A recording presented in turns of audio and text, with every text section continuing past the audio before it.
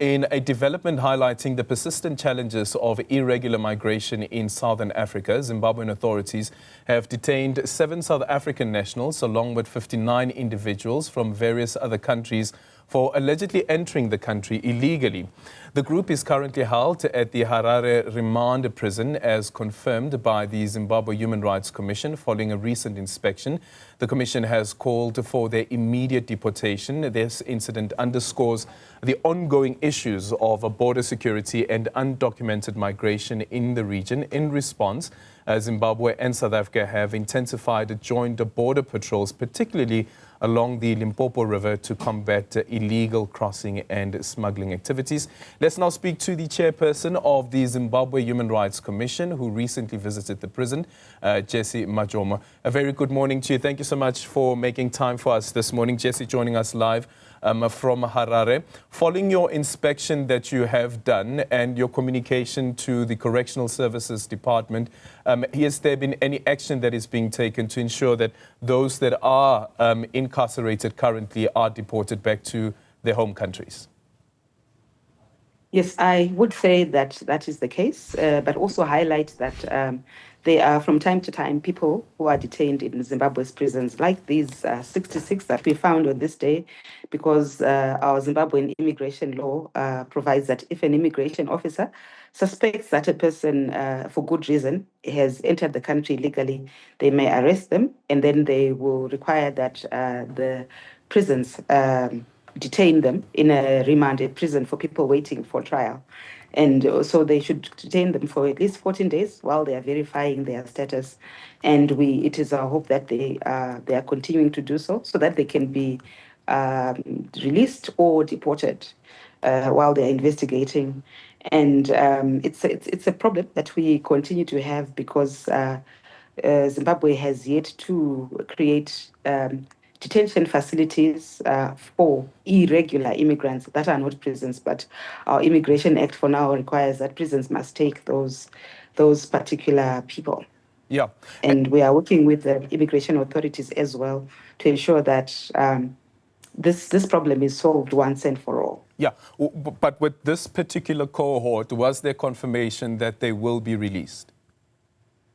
This issue is a routine issue. They do get released eventually because prisons doesn't also want them in prisons because they are not held in terms of the criminal law. So they don't stay there forever. It's always a cycle. There will be people because of the nature of irregular migration, I think that Africa has to address.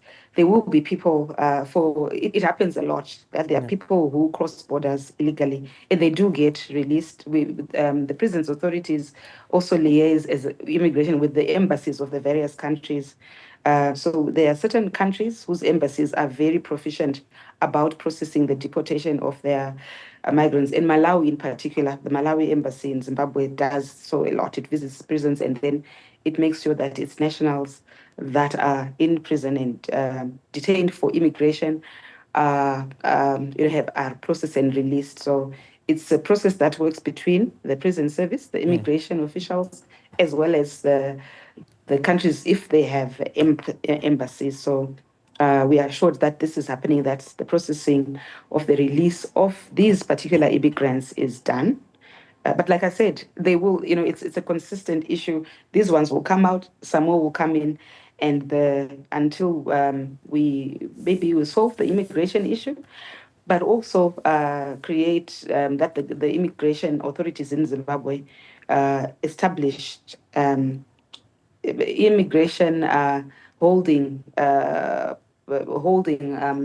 like stations that are not the prison, because these people should not be in prison. They are not, they are not, in terms of the law, they are not awaiting trial because they are not being charged with a criminal offense per se, but they've come into the country in a manner that appears to be, for all intents and purposes, illegal. Yeah, so speaking there about the repatriation centers and why those are important to have in place. But in conclusion, speak to us about juxtaposing the immigration crisis or irregular migration situation that Zimbabwe is facing currently. And how do you compare that to, for instance, how South Africa is also dealing with a high number of Zimbabweans that are currently in the country undocumented? Right.